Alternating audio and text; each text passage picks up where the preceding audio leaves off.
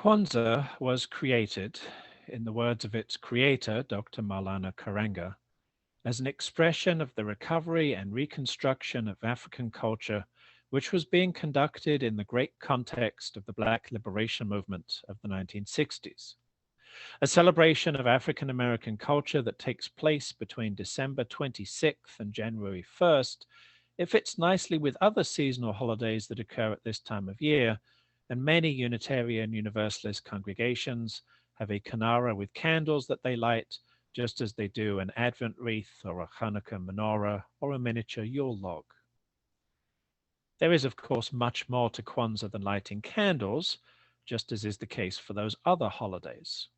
A table is to be set with a beautiful piece of African cloth, on which is placed a straw mat and the Kinara, as well as a bowl of fruits and vegetables, particularly those that are native to Africa.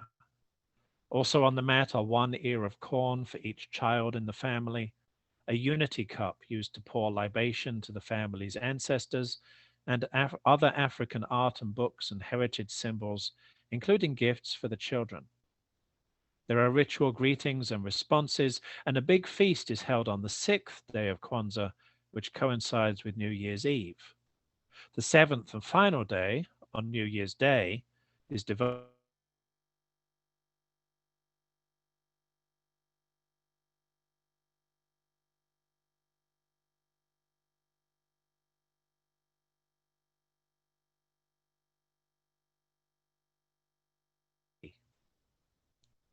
Now, with Kwanzaa more than a half century old, just about everybody in the United States has heard about it. If nothing else, the US Postal Service has been issuing Kwanzaa-themed stamps for a couple of decades now. There are, however, a number of myths about the holiday. One of these I heard not long after coming to the US is that Kwanzaa is simply made up, without any real historical basis or validity as a holiday. While such a claim is obviously intended to question the legitimacy of this celebration of African American culture, and it's a claim that we as UUs ought to regard with suspicion, given that the same sort of thing is said about Unitarian Universalism, which technically came into existence in the 1960s too. Just as our faith has roots going back hundreds of years, though, Kwanzaa has roots in much older African traditions, particularly harvest celebrations known in ancient, classical, and modern African cultures. 3 other myths about Kwanzaa are addressed by actress and producer Masika Myers in a series of videos she created on the traditions and customs of Kwanzaa. The first myth is that Kwanzaa was created to replace Christmas. This may have come out of the idea that white American culture goes hand in hand with Christianity, an idea that our soon-to-be ex-president and other racial extremists have exploited in recent years. Still, Dr. Karenga has clarified that Kwanzaa was not intended to be an alternative to Christmas, much less a replacement for it. And many Christian African Americans celebrate both Kwanzaa and Christmas, and for that matter, New Year's too. Maya's second myth is related to this, namely that Kwanzaa is a religious holiday. She responds to this one quite simply. No, it is not.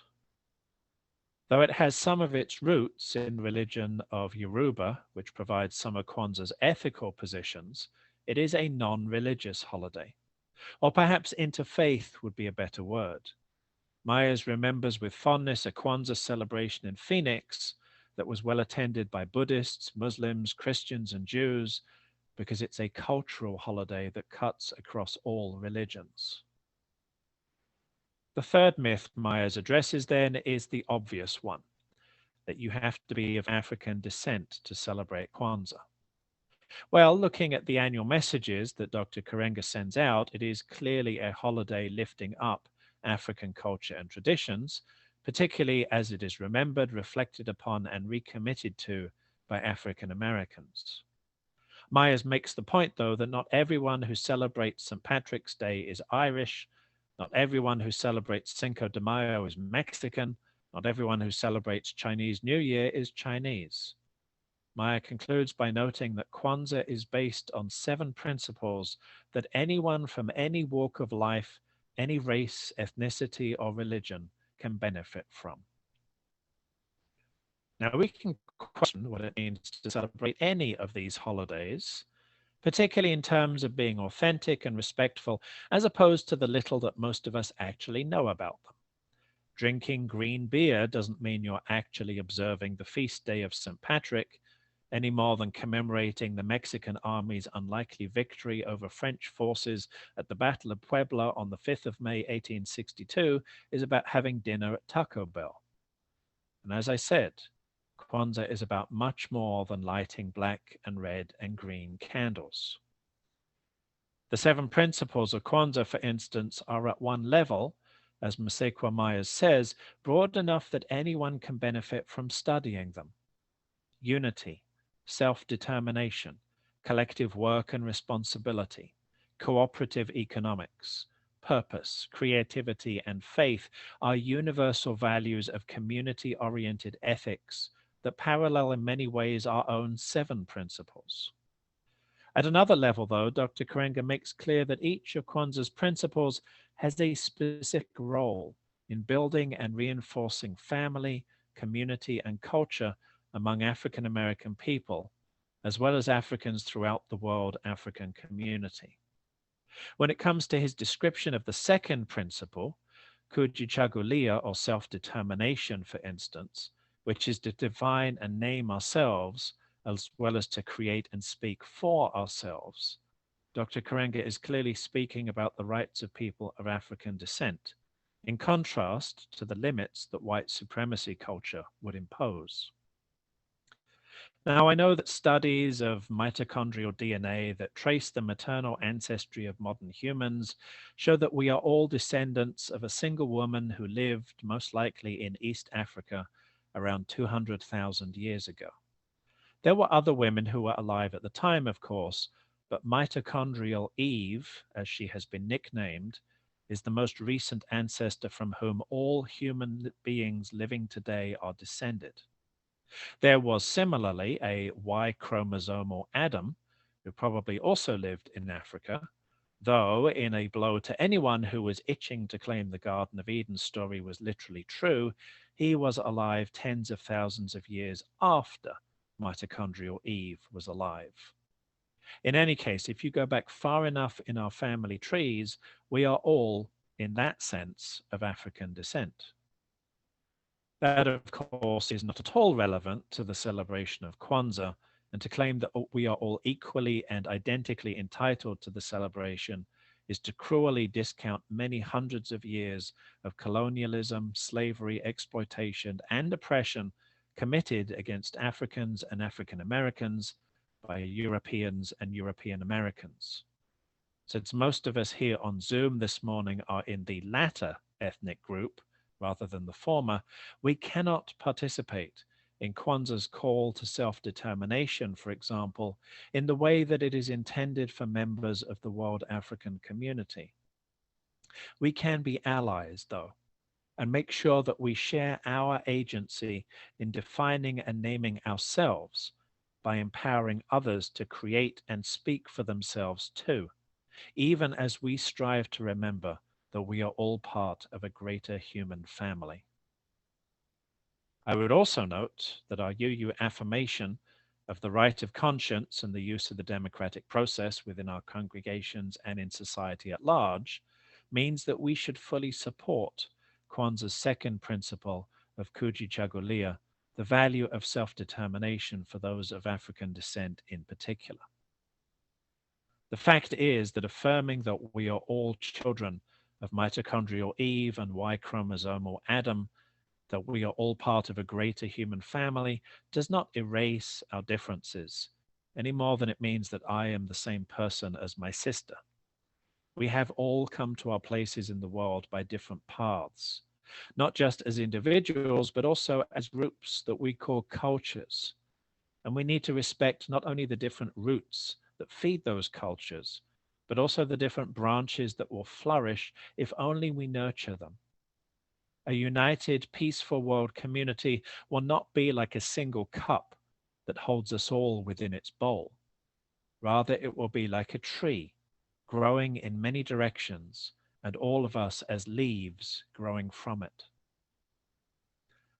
As Unitarian Universalists, we believe that what we choose is what we are, and what we love we yet shall be.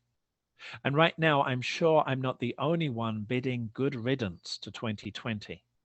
I think it's generally agreed that the three words that best describe 2020 are as follows, and I quote, stink, stank, stunk. And I'm not the only one looking toward 2021 and envisioning a better year to come. After all, with vaccines rolling out and actual national leadership to combat the coronavirus, we're all looking forward to being done with the pandemic. But we can't really say that things will go back to normal.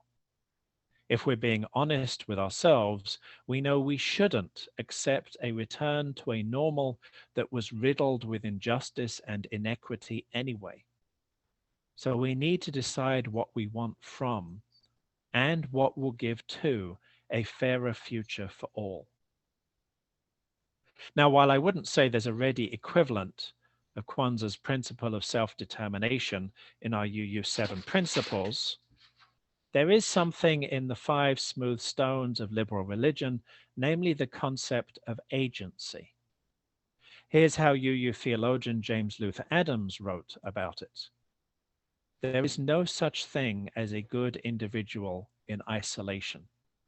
Rather, there is a good individual in relationship. The decisive forms of virtue are socially incarnated. The path to spiritual depth includes living faith out in the world, and a purely private religion is purely irrelevant. In other words, goodness, beauty, fairness, justice, equity, peace, none of those exist as abstract ideals. Rather, it's up to us to bring these virtues into existence through the ways in which we treat and relate to one another.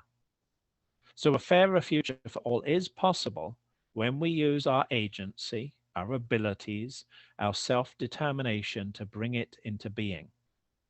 And just to make clear that this really isn't about sitting back and crossing our fingers and waiting for it to happen, here are some of the skills and attitudes that therapist Carlo Viallo notes go into this. Identifying choices, setting goals, solving problems, making decisions, understanding oneself, regulating oneself, advocating for oneself, believing in oneself, and recognizing what can be controlled.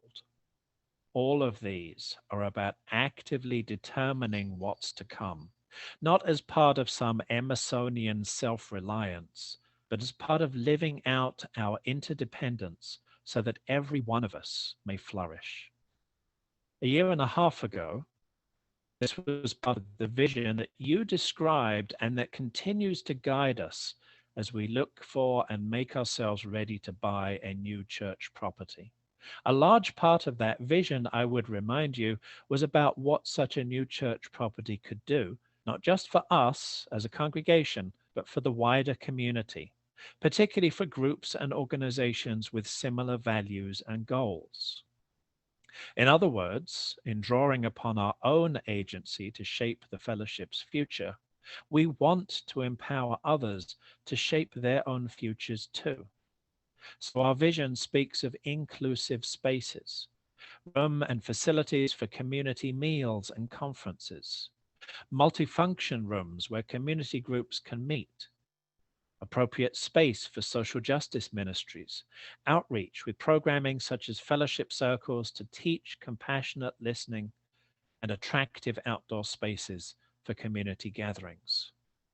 The decisive forms of virtue are socially incarnated, and I'm glad that we have made that clear in our vision for who we want to become. The new year seems like a good time to think about how we determine a better future for everyone. It's a good time to remember how we got to where we are now, to thank the people who made it possible for us to be here. It's a good time to reflect on our lives, to be thankful for our blessings, to evaluate how we are facing our challenges, to be ready to grasp the chances that come along. And it's a good time to recommit to a fairer future for all, to declare our intent to bring goodness into the world. As we light our candles to mark the promise of lengthening days and the turning of the year, let us remember, reflect upon, and recommit to all that is good and beautiful. May it be so.